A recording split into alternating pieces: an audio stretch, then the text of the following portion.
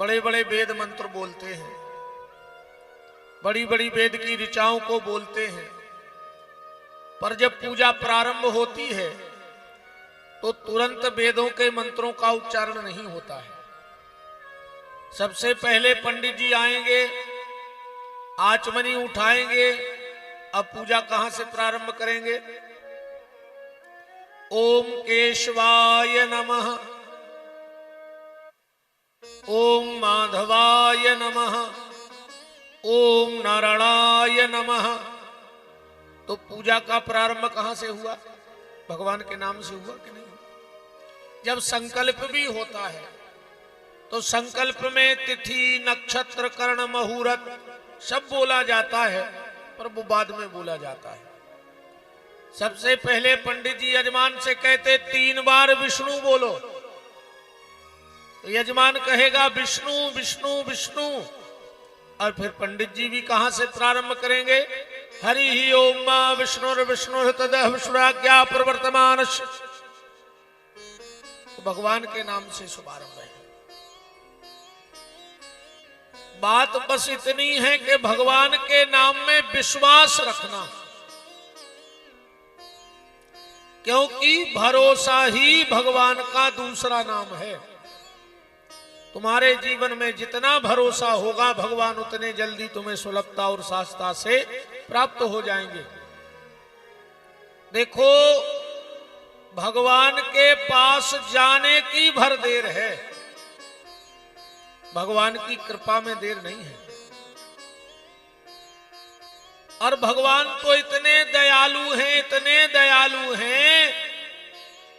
भगवान शंकर कहते हैं कि भगवान में सब अच्छाई है, बस एक बुराई है। भगवान में सब अच्छाई है, बस एक बुराई है।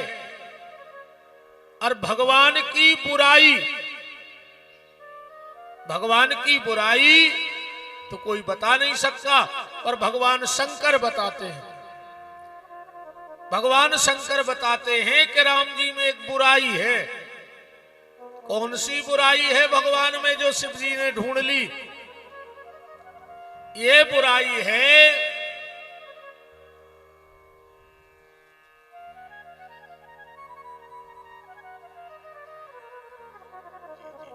स्वागत है विराज श्री सीताराम।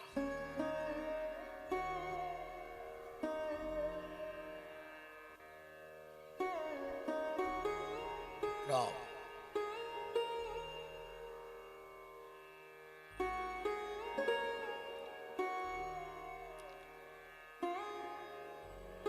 तो ठाकुर जी में कौन सी बुराई है?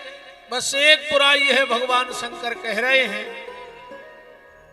कि न जाने कौन से गुण पर दयानिधि रीझ जाते हैं।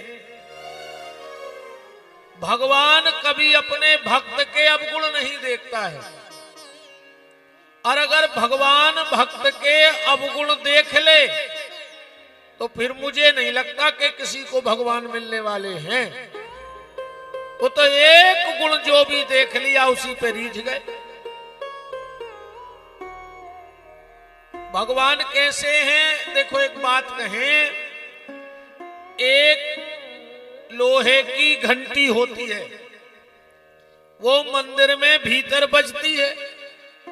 बजती है कि नहीं बजती? और उसी लोहे का एक बका होता है, और कसाई उससे हत्या करता है कि नहीं? लोहा तो एक ही है। उसी लोहे से मंदिर में पूजा के बर्तन बन गए। कोई भी नगाड़ा बन गया, घंटी बन गई, चैन बन गई, है तो लोहा। और वही लोहा कसाई के यहां काटने का काम कर रहा है। पर जब पारसमणि आप जब उस लोहे से छिलाओगे तो क्या पारसमणि ये कह देगी कि नहीं, ये लोहा हत्या करता है, इसको हम सोना नहीं बनाएंगे? पारस का काम क्या है? पारस का काम है लोहे को सोना बनाना। अब वो लोहा कहां का है ये पारस ये नहीं देखता कि लोहा है कहां का, उसे तो सोना बनाने से मतलब है।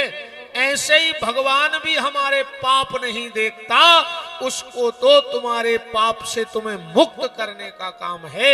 इसीलिए भगवान के यहां जाने की भर देर है। अच्छा, नर्मदा मैया हो, गंगा मैया हो, उसमें पवित्र नदियों का जल भी जाता है कि नहीं जाता? और नाली का भी जल चला जाता है। पर क्या किसी तीर्थ ने ये कहा कि नहीं अब हम तुम्हें नर्मदा जल नहीं बनाएंगे, हम तुम्हें गंगा जल नहीं? वो तो कहते तुम आओ भर, हम अपना स्वरूप प्रदान कर देंगे। ऐसे ही ठाकुर जी का संकल्प है कि बस तुम आओ भर, एक बार मेरी शरण में आ भर जाओ और एक बार कह भर दो। गीता में भगवान कह रहे अर्जुन, सर्वधर्मान प्रत्यज्यो मामेकम शरणम ब्रज। एक बार मेरे बन के देखो, तेरे सारे अपराध क्षमा ना कर दूं तो कहना। एक बार कहो। अब बात आती है, हमने तो कई बार कहा, हमने तो कई बार राम राम कहा, अभी वैसा नहीं कहा जैसा कहना था। अभी हमने ऐसा कहा, देखो ईमानदारी बताएं, 2 साल से हम खूब नरसिंहपुर आ रहे हैं या जिले में आ रहे हैं।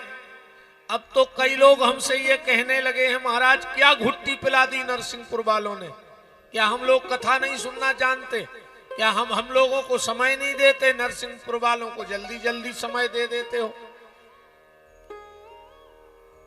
तो कई लोगों से पहचान हो गई है। अब मान के चलो कोई हमारे पास आए और कहे महाराज बहुत दिन में मिले, दुनिया की बात है, तो समय कई बात कहे हैं आप, यार भैया मिल भली नहीं पाए, मनो तुम हो हमें प्राणों से प्यारे। अब बताओ जब हम सही बोल रहे कि झूठी? जब बिल्कुल सरासर झूठी आए,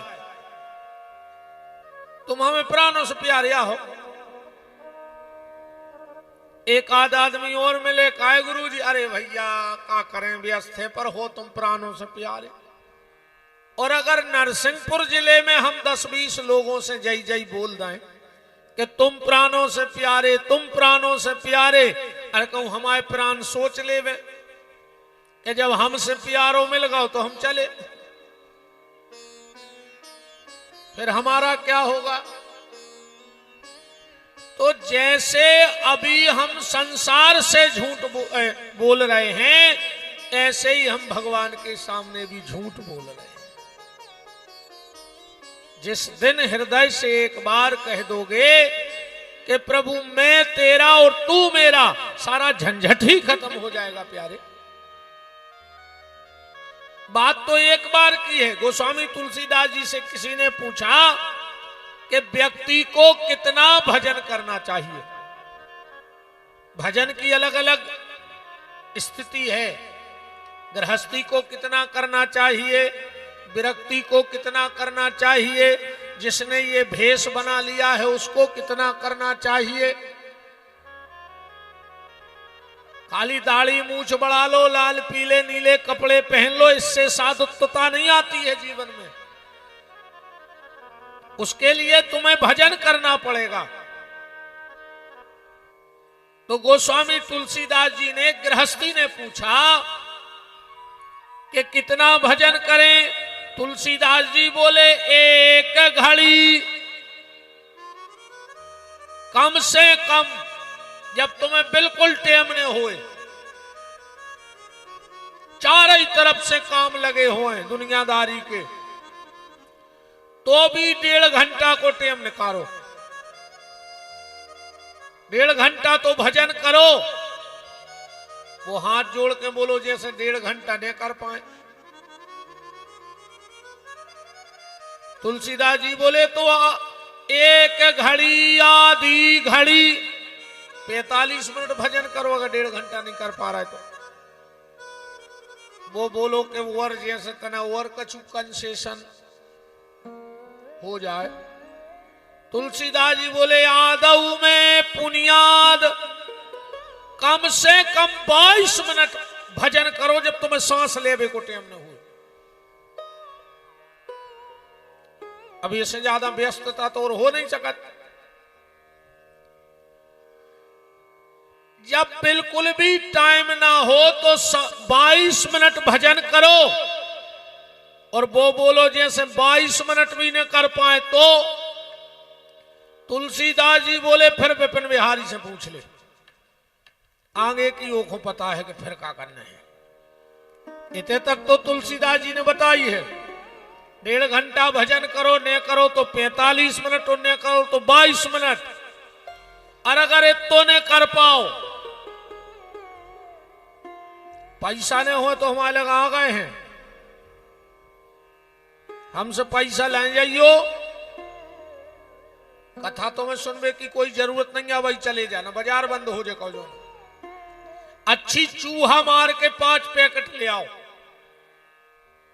अच्छे दूध में घोरियो, और रात में भीतर से लगा लियो किवाड़, और वो दूध पी लियो, तुम्हें सबसे प्यारे की कसम है, और मर जज्जो कल। जब 22 मिनट भजन नहीं कर पा रहे तो मर जा, फिर काहे को जी रहे बताओ। राम भजन के आलसी और भोजन के होशियार, ओ तुलसी ऐसे मनुष्य में दे दे दंडाचार। ऐसे आदमी को मर जाना चाहिए। भरोसे से भगवान का भजन करो। और कितना भरोसा, इतना भरोसा, एक बार बनारस में, ध्यान से सुनना, गोस्वामी तुलसीदास जी भरत चरित्र की कथा गा रहे थे।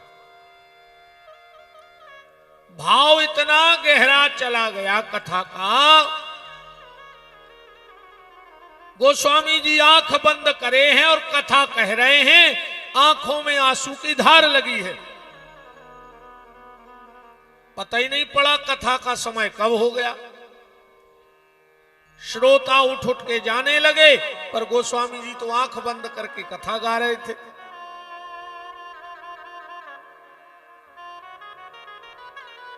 जब बहुत भाव पूरा हो गया कथा का, गोस्वामी जी ने आंखें खोली तो पूरे पंडाल में एक व्यक्ति बैठा था बस।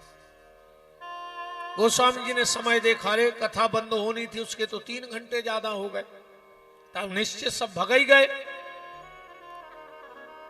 गोस्वामी जी ने उस व्यक्ति को बुलाया, बोले भैया जब सब चले गए तो तुम क्यों नहीं गए?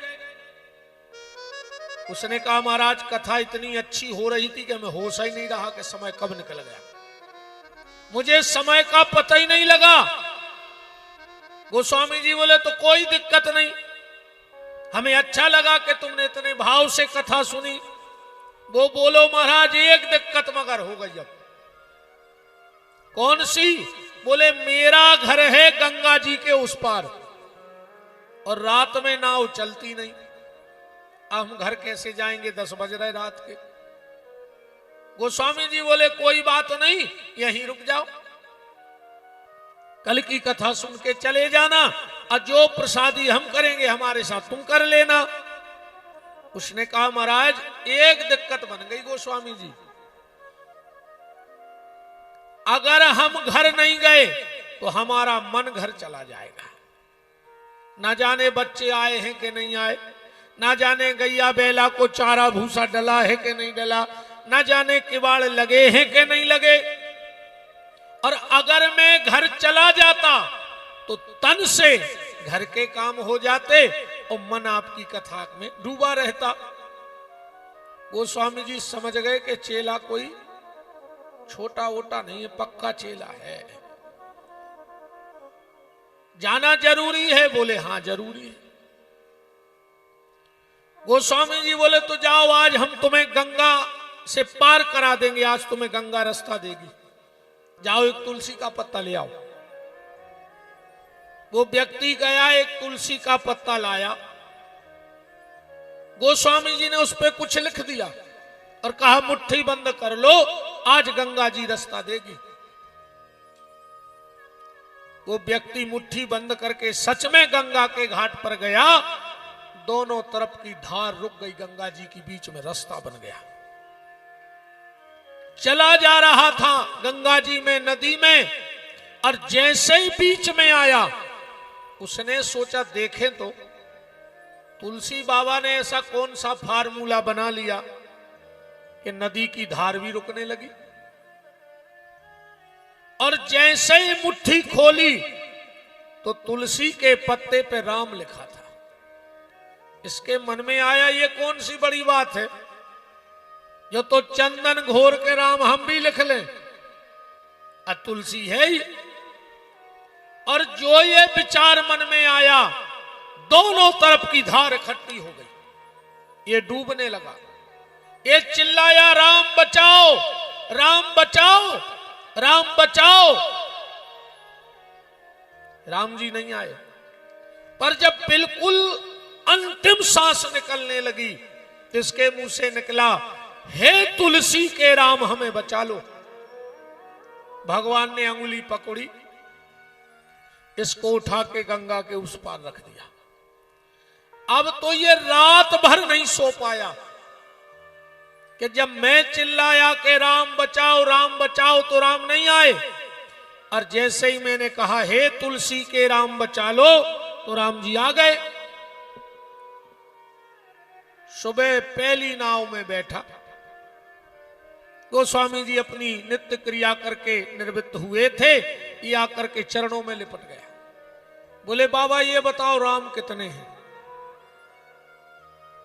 राम हैं कितने? तुलसीदास जी बोले कि ये बात तुम क्यों पूछ रहे हो कि राम कितने हैं? उसने अंत तो गत्वा रात की सारी घटना सुना दी। तुलसीदास जी की आंखों में झरझर आंसू बहने लगे। बोले बेटा राम तो एक ही है, अंतर इतना है कि तुझे तेरे राम पे भरोसा नहीं है और मुझे मेरे राम पे भरोसा हो गया है। और तुलसीदास जी ने एक बहुत प्यारा दोहा लिखा कि तुलसी तुलसी सब कहें, ओ तुलसी बन की घास। और जब ही राम तुलसी मिले, सो बन गए तुलसीदास। हम तो बन की घास थे, पर राम जी ने मुझे अपना लिया। क्यों? कि ऐसो को उदार जग माही, ऐसो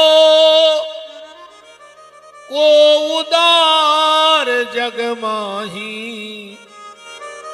बिन सेवा जो द्रवहि दास पे, राम सरस को नाही।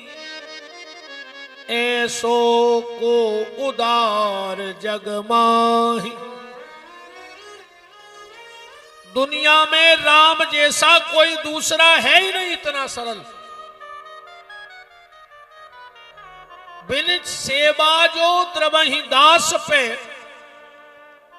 राम सरस को नाही। ऐसो को उदार जग माही। भगवान जैसा दुनिया में कोई दूसरा नहीं है। अच्छा एक बात और समझना, जितने सरल हमारे सरकार हैं, जितने सरल हमारे सरकार हैं, उतना सरल और कोई है ही नहीं दुनिया में। अच्छा एक बात बताओ, भगवान की एक सरलता का एक फोटो देखो, गोस्वामी जी ने रामायण में चिपका दिया कि कितने सरल हैं राम जी। एक तस्वीर देखो, एक फोटो देखो।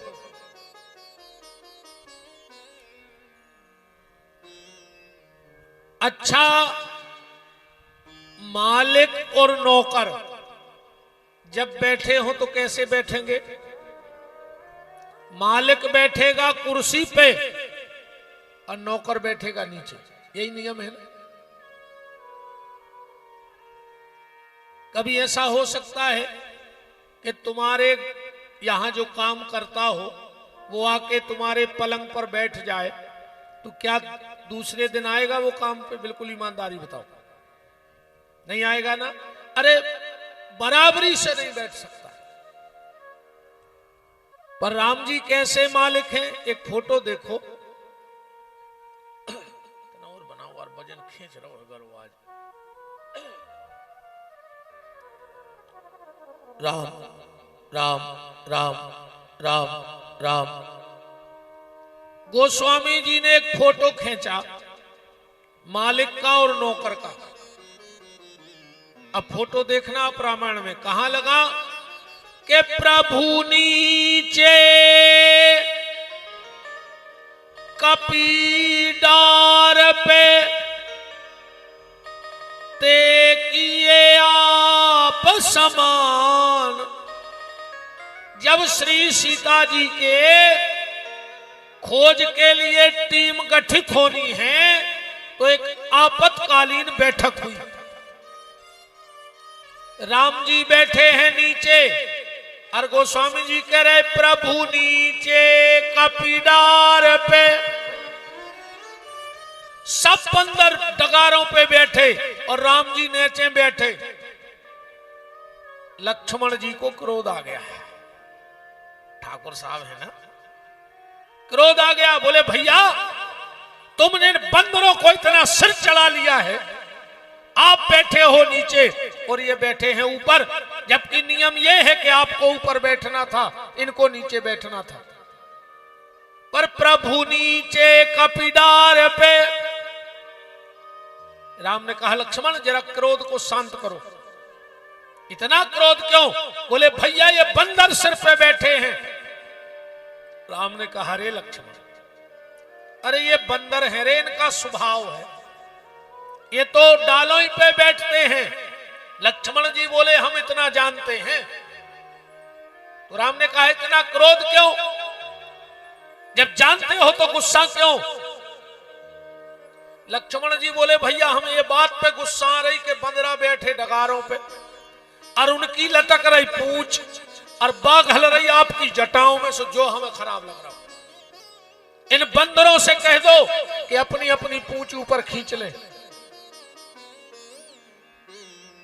वरना हम एक बाण से सबकी पूंछें झरा दें।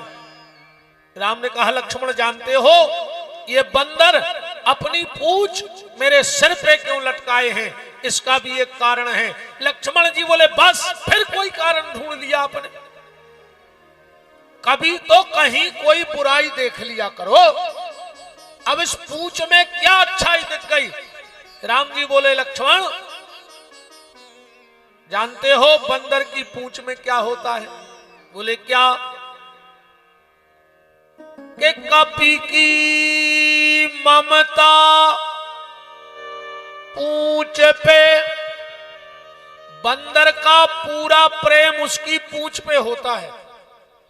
अब बंदर क्या कार्य भैया, चन्नर सिंह पारोबारों नहीं लगे कि हमारी पूंछ होती, ईमानदारी बता दे। अच्छा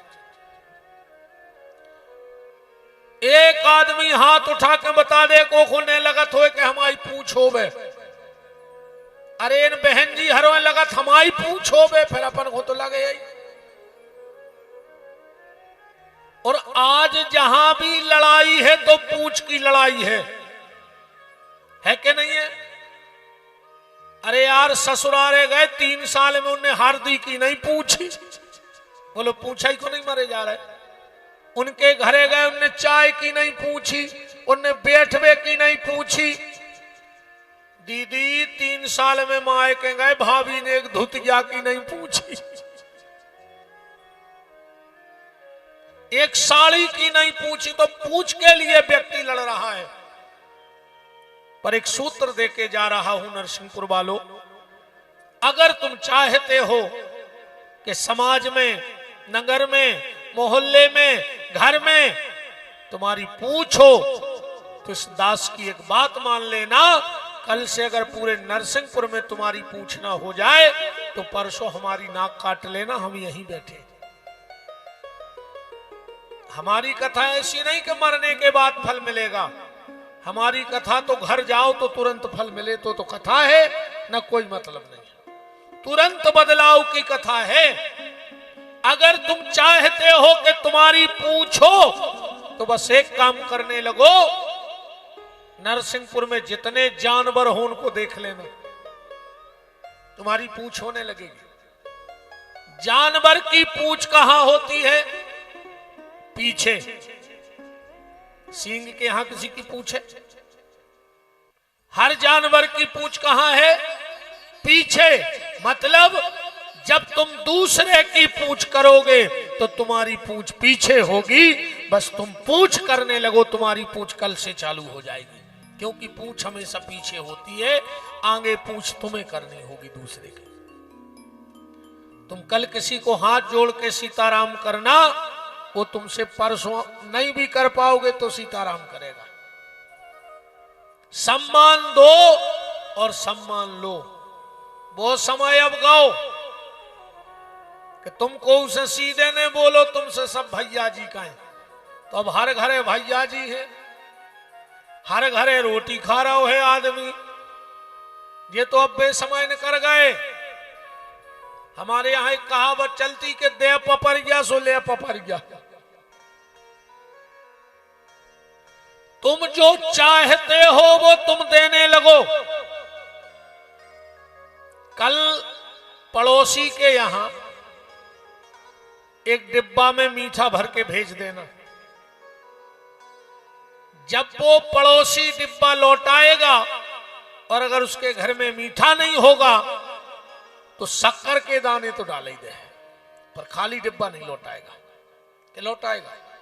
मीठा भेजोगे तो मीठा ही लौट के आएगा। और कल सवेरे उठ के पड़ोसी के घर पे एक अच्छो पत्थरा मार दियो, कांच फूट जाए। के तो कल की कथा में आई न पे हो, थाने में बैठे रहे हो। तो राम जी कह रहे हैं, लक्ष्मण ये बंदर अपनी पूंछ मेरे सिर पे इसलिए लटकाए हैं, ये मुझसे कह रहे हैं कि राम चिंता ना करो, अगर तुम अयोध्या से 3 माताओं की ममता छोड़ के आए हो तो जंगल में हम तुम्हें बिना ममता का नहीं रहने देंगे। हमारे पास जितनी ममता है वो हम तुम्हारे सिर पे डाल देंगे। और राम ने कहा, लक्ष्मण इस समय अगर नारद आ जाता तो हम उसको एक जवाब दे देते। मेरा एक हिसाब पड़ा है पुराना। बोले कौन सा? बोले एक बार नारद ने मुझसे गुस्से में कह दिया था कि परम स्वतंत्र न सर पर कोई। अरे प्रभु तुम स्वतंत्र हो, तुम्हारे सिर पे कोई नहीं है। आज मैं नारद को बता देता कि नारद मैं स्वतंत्र नहीं हूं, मेरे सिर पे तो बंदर भी बैठ जाते हैं। अहम भक्तः पराधीनो। भगवान स्वतंत्र नहीं है, भगवान तो अपने भक्त के अधीन है। पर भक्त कैसा हो, पढ़िए उसी छंद को जिस पे हम 2 दिन से चर्चा कर रहे हैं। कैसी राम प्रेम पीयूष पूरन, होत जन्म न भरत को।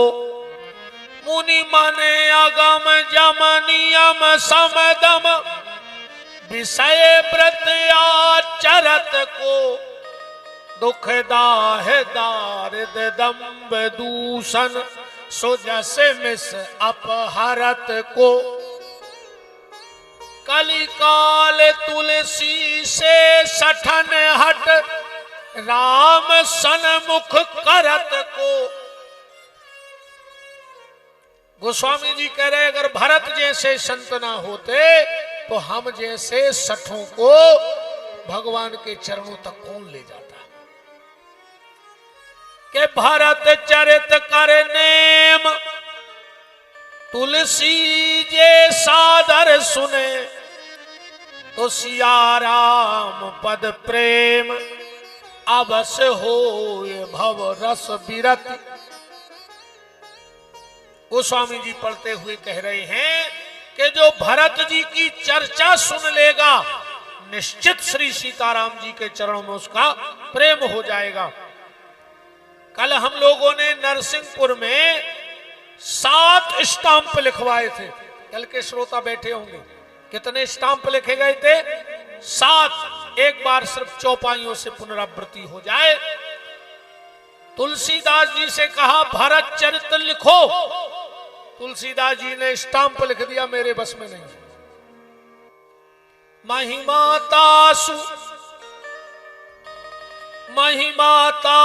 कहे कि तुलसी और भगत सुभाव सुमत ही ये हुलसी। फिर शारदा जी को बुलाया कि तुम लिख दो भरत की कथा, तो शारदा ने भी स्टाम्प लिख दिया, मेरे बस की बात नहीं है। कहत शारदा के मति ही के और सागर सीप के जाए उलीचे। जैसे छिपनी से समुद्र खाली नहीं हो सकता, वैसे शारदा की भी ताकत नहीं है कि भरत जी की कथा लिख सके। ब्रह्मा विष्णु महेश ने भी मना किया। कल मैंने चौपाई पढ़ी थी कि अगम स्नेह भरत रघुबर को और जहां न जाए मन विधि हरिहर को। हनुमान जी ने भी मना कर दिया, मैं भरत के विषय में नहीं बोल सकता। तो फिर बात आई गुरुदेव वशिष्ठ के यहां चलो।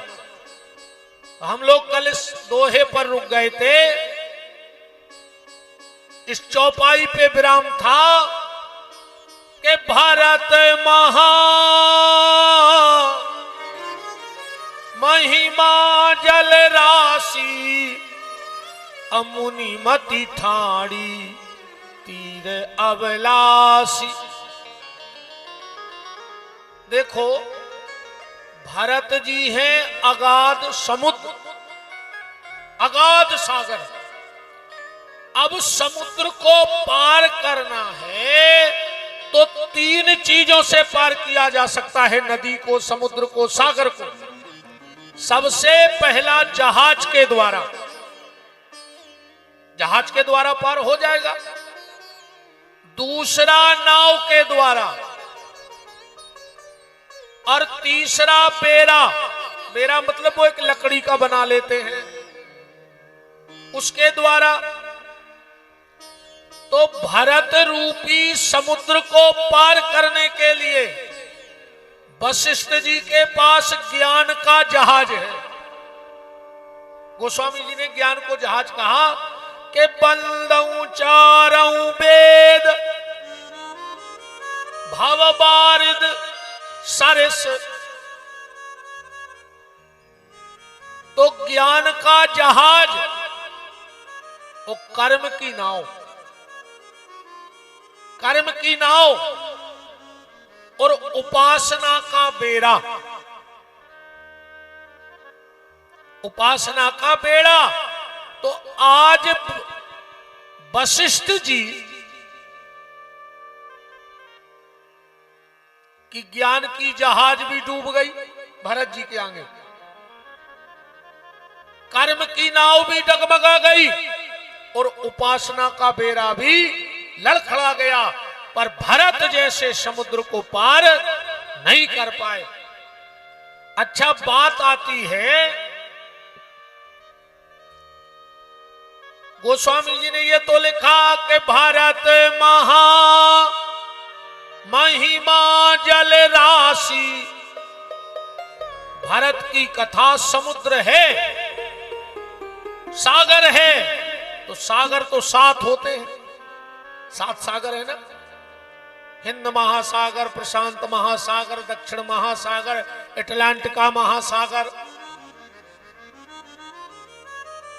तो तुलसीदास जी से कहा कि ये बताओ भरत जी कौन से सागर है? तुमने कहा भारत महामहिमा जल राशि, तो कौन से सागर हैं? गोस्वामी जी बोले अगर एक सागर होते तो नाम लिख देते। भरत जी 7 ही सागर हैं। भरत जी की कथा एक आध सागर नहीं, 7 ही सागर है। बोले क्यों? बोले भरत के जो 7 गुण हैं। भरत जी में कितने गुण हैं? 7।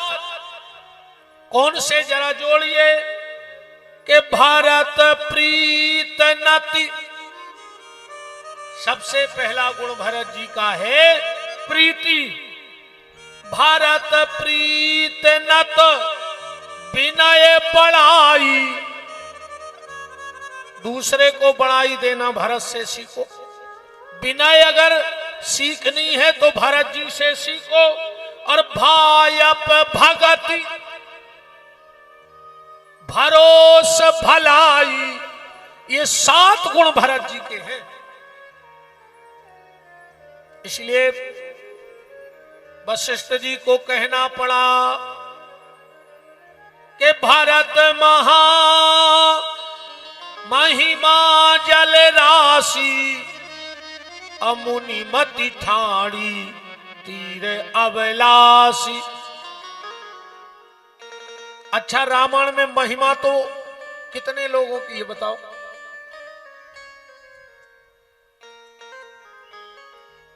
एक तो महिमा रामायण में माताओं की है। इन माताओं की महिमा तुलसीदास जी ने गाई है। कौन सी माताओं की महिमा? जो अपने पति को सुख देती है, उसी का नाम पत्नी है। अब आजकल तो पत्नी को मतलब ही बदल गओ। जो पति से रेवे तनी तनी, पति से रेवे तनी तनी, और के जेब में ने देख पाए मनी। अच्छा, एक बात है, इतने हुए न नाराज हो जाए, पुलिस और पत्नी बिल्कुल एक सी होती, इनमें बिल्कुल अंतर नहीं है। बेटी हुई जी पुलिस का है, अब बात तो मुंह में से न करे आई, सुबह तो हम कहे हैं अब जो हुज्जे सो निपट भी बात तो पच नहीं सके। पुलिस और पत्नी बिल्कुल एक से होते। कैसे? तुम आधी रात घरे आइयो, पत्नी एक बार जरूर पूछे कहां से आ रहे, और आधी रात रोड पे पुलिस को मिल जा तो वह जरूर पूछे कि कहां से आ रहे। पूछा था कि नहीं? आधी रात में घर आओ, पत्नी पूछे कि कहां से आ रहे, और आधी रात रोड पे मिल जाओ, पुलिस जरूर पूछे कहां से आ रहे। अच्छा, पत्नी पति के जेब में पैसा नहीं देख सकत, बोलो गलत तो नहीं है? पत्नी पति के जेब में पैसे नहीं देख सकती, और पुलिस भी नहीं। अब बाकी तो समझदार है। पत्नी पति के जेब में पैसे नहीं देख सकती, और पुलिस जनता के जेब में पैसे नहीं देख सकती। अब इसका एक अच्छा पहलू ये देख लो, अगर पत्नी अपने पे आ जाए तो घर को बैकुंठ बना देगी। अगर पत्नी अपने पे आ जाए तो तुम्हारे टूटे फूटे घर को भी बैकुंठ बना देगी। और अगर देश की पुलिस अपने पे आ जाए तो मेरे भारत देश को स्वर्ग बना देगी। ये पुलिस का पावर है और इन पत्नियों का पावर है। तो माताओं की महिमा गोस्वामी जी ने गाई, संतों की महिमा है और राम जी की महिमा है, पर भरत जी की महिमा नहीं है। भरत महा महिमा जल राशि, अमुनि मति ठाड़ी तीर अवलासी। वशिष्ठ जी ने भी हाथ उठा दिए, हम भरत की कथा नहीं गा पाएंगे। अब कौन बचा? अब तो भरत की कथा बंद ही हो बेबारी, जब कोई बोला ही नहीं रहा हो विषय में। गोस्वामी जी मन मार के बैठ गए। पर एक दिन की बात, महारानी सुनैना ने जनक जी से कही कि महाराज तना मजले दमाद की कछु चर्चा तो सुनाओ। तुलसीदास जी ने कान चढ़ा दिया कि अब जो जनक जी बताएंगे भरत जी के बारे में वो हम रामायण में लिख दे और नीचे लिख दे कि जा खबर जनकपुर से प्राप्त। जनक जी बोले कि भरत की चर्चा ये सीने हो पे, बोले फिर? बोले कथा ही कराने पर। सुनैना बोली तो बैठ जाओ, हम जजमान तुम महाराज घर ही घर में हो जान दो। अच्छा मंच बनाया गया, सुनैना जजमान बनी और जनक जी का कह रहे कि सावधान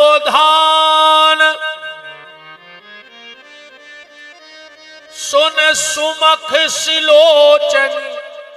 चौपाई पढ़ते चलना, जनकपुर में कथा बैठ गई, भरत चरित्र बैठा कि सावधान सुन सुमख सिलोचनी और भरत कथा भव बंद विमोचन। लोचनी नहीं है, विमोचनी है। लोचन में और विमोचन में अंतर क्या है? भगवान के प्रति भक्ति हो जाए तो व्यक्ति बंधन से मुक्त हो जाता है, ये लोचनी कथा है। जीव की मुक्ति हो जाए,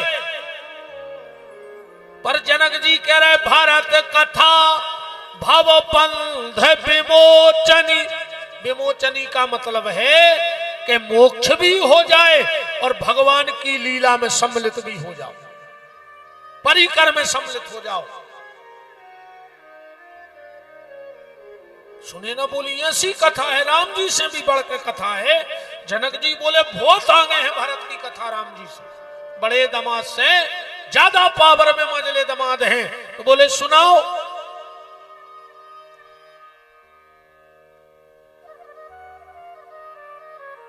तो सुनो। बोले सुनाओ। बोले सुनो। अरे बोले सुनाओ। बोले सुनो। अब जनक जी ने सोची मुझे आऊ थी तो कहते। एक बार का सत्य घटना बताएं। एक बाबा जी एक गांव में बेचारे बल्कि सीधे सच्चे महात्मा पहुंचे, गांव भर के घेर गए। कथा सुनाओ। अब बाबा जी बोले मुंह से नहीं बने, गांव के बोले बात तो सुना नहीं पर। तो जी के रुके तो उसे कही कि यार भैया हमसे नहीं बनाते आए, काय को हमसे हम फंसा रहे, अपन तो सीताराम बारे महात्मा है। बोले नहीं नहीं नहीं, मेरे मन से लग गई, गांव भर के जुड़ गए, बाबा को बैठा दो जबरदस्ती। उन्हें पेलो पन्ना पलटो के लगो हद कर दे, हद हो। और वो तो रोबे लग गो। गांव के बोले काय? बोले भाव ऐसो है कि अब हमसे आगे बोल तो ही नहीं बन रहा। तो यही जनक जी कह रहे कि सावधान सुन सुमख सिलोचनी, अभरत कथा भव बंधु विलोचन।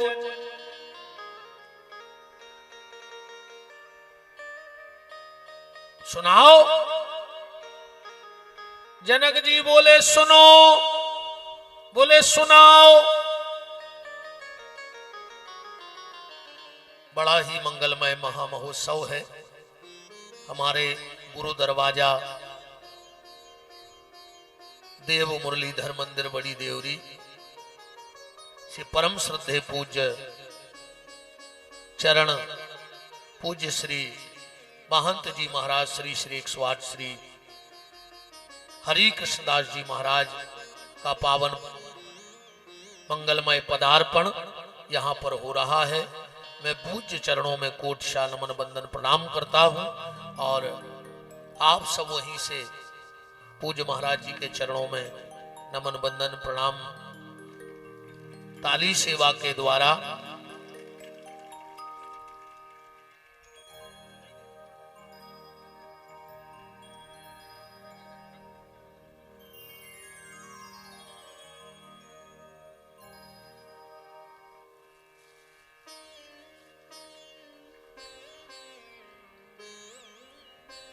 बोलो पूज्य महंत जी महाराज की।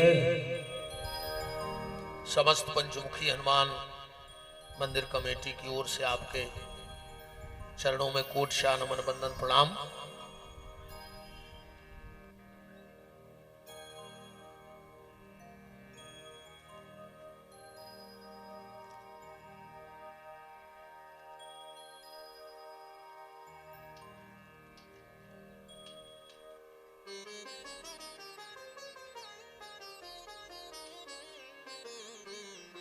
जनक जी कथा करने के लिए बैठे हैं जनकपुर में भरत जी की। बोले सुना हूं, बोले सुनाओ, बोले सुनो, बोले सुनाओ। अरे सुने ना बोलिए, घंटा होगा सुनो सुनो दाए हो आगे का चुके ही नहीं दाए। जनक जी बोले तो सही बताएं। बोले का? बोले हम जानते ही नहीं है। तो बोले जब नहीं जाना तो काय खोजो, तो बड़ो टेंट लगवाओ, पंडाल लगवाओ, प्रचार करवाओ। जनक जी बोले हम नहीं जानते, पर जो जानता है भरत की कथा हम उसको जानते हैं। सुने ना बोली तो अब उनको बुलवाओ जो जानत है। उनका नाम पढ़ो रामायण में। बोले जान ही राम, राम जी भर जानते हैं भरत के विषय में दुनिया में। जान ही राम, तुलसीदास जी तुरंत पहुंच गए राम जी के। बोले काय सरकार, हम 50 वक्ता ढूंढत फिरे, जब आप जानते तो आपने काय नहीं कही कि हम भरत कथा कर हैं। राम जी बोले हमारी कौन है कही? बोले तुम्हारे ससुर ने के जान ही राम। राम जी बोले फिर के जाओ पूरी चौपाई करवा के ले आओ। तैसे के का मतलब। जनक जी ने आगे का लिख के दो के जान ही राम ना कहूं बखानी। दुनिया में भरत चरित्र सिर्फ राम जानते हैं, पर राम में कहने की ताकत नहीं। जान ही राम न कहूं बखानी। क्यों? भरत चरित्र ऐसा है, कोनो गूंगा खो गुड़ खुआ दे, अब उसे पूछो कि का स्वाद कैसो है।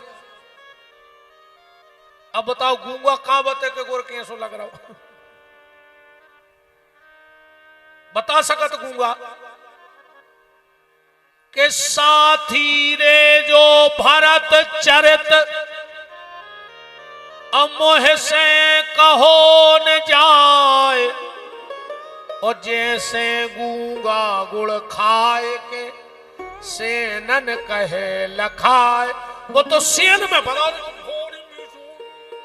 मुंह से बोले नहीं सकता। ऐसा ही हालत राम जी की हो गई। राम जी दुनिया में भरत चरित्र जानते हैं, पर राम जी की कहने की ताकत है नहीं।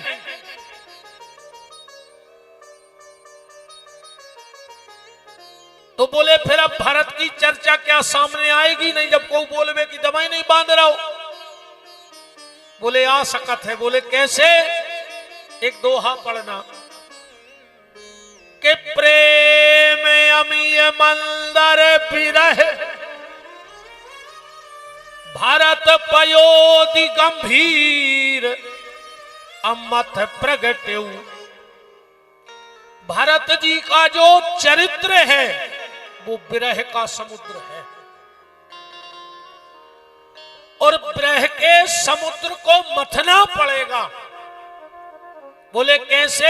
अब बोले भरत के लिए तो यही कहा जा सकता है, आज तक कोई आसमान की दूरी नहीं नाप पाया कि कितनी है। कोई नहीं बता सकता कि कितनी दूरी है, पर जितने पक्षी जहां तक उड़ पाते हैं वो वहां तक की स्थिति आकर के बता देते हैं, पर कोई पक्का नहीं कह सकता कि दूरी। वो तो जे को जितो उड़गाओ वो कह रहा हो तो ऊंचो है। ऐसा ही भरत जी के विषय में बोलना किसी के बस की बात नहीं है। मात्र 2 जगह भरत चरित्र भाव आज तक जिंदगी में किसने किया, ये तो हम परसों की कथा में बताएंगे। अब तुम लोग ढूंढना, हमने बता दी ने राम कर पाए ने वशिष्ठ ने सरस्वती ने हनुमान जी ने ब्रह्मा ने विष्णु ने महेश, पर 2 जगह रामायण में भरत चरित्र भाव है।